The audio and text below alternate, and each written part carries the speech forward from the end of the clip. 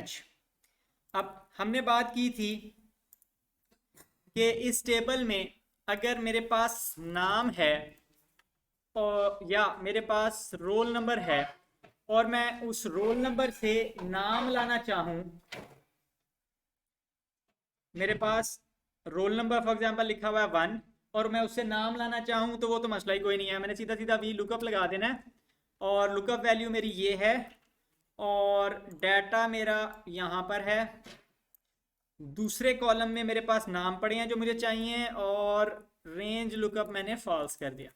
ठीक है, तो नाम आ रहा है, रोल नंबर 1 का नाम ये है, रोल नंबर 6 का नाम ये है, नो प्रॉब्लम।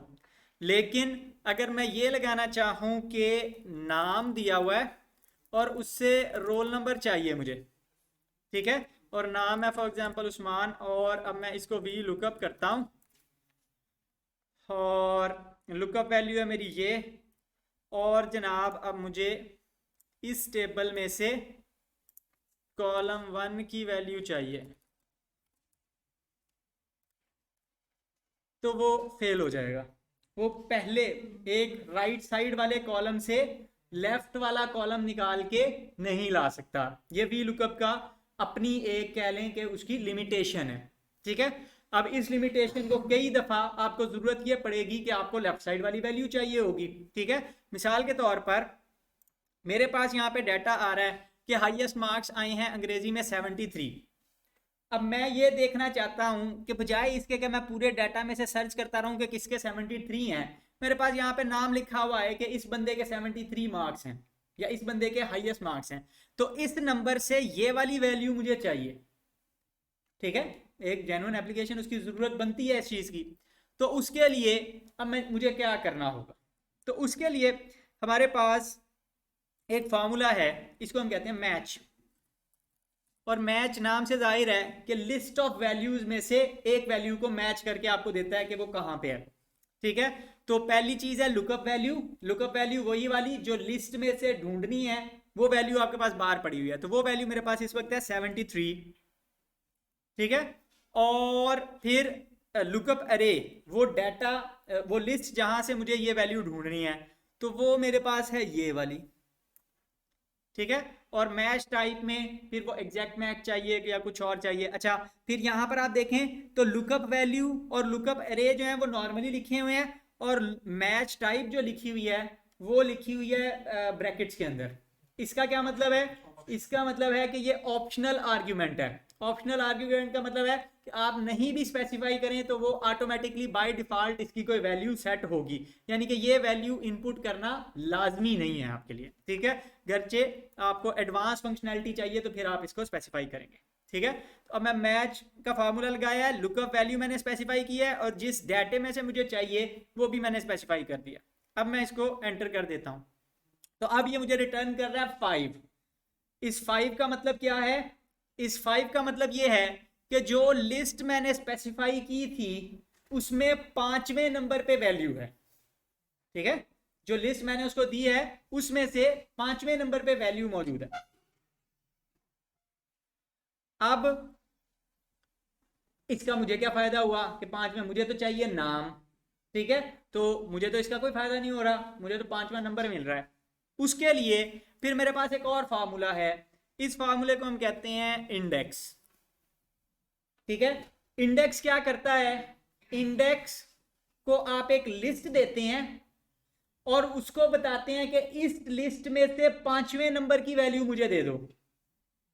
ठीक है, एक लिस्ट देते हैं, उसको कहते हैं कि इतना नंबर मुझे दे दो, तो वो उतना नंबर की वैल्यू निकाल के ले आता है।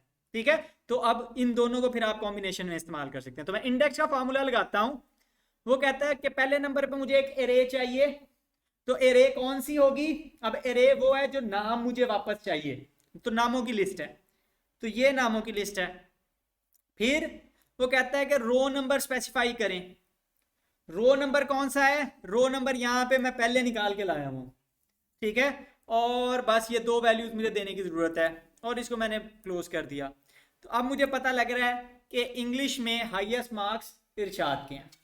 ठीक है, अगर वो इसके ना होते, वो किसी और के होते, तो उसका नाम लिखा हुआ आएगा।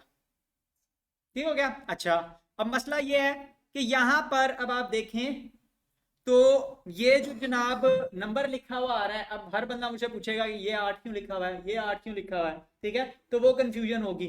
तो उसके लिए फिर मैं क्या करता हूं, मैं इस पूरे फार्मूले को यहां से कट कर लेता हूं, ठीक है, पूरे फार्मूले को कट कर लिया, और इस सेल में जहां पे ये C15 का रेफरेंस मैंने दिया था ना यहाँ पे, यानी कि जो वैल्यू यहाँ पे आ रही थी उसका रेफरेंस मैंने यहाँ पे दिया हुआ था इस सेल में, तो जहां पे मैंने C15 लिखा हुआ था उसको मिटा के वहां मैं इसको पेस्ट कर देता हूं फार्मूले।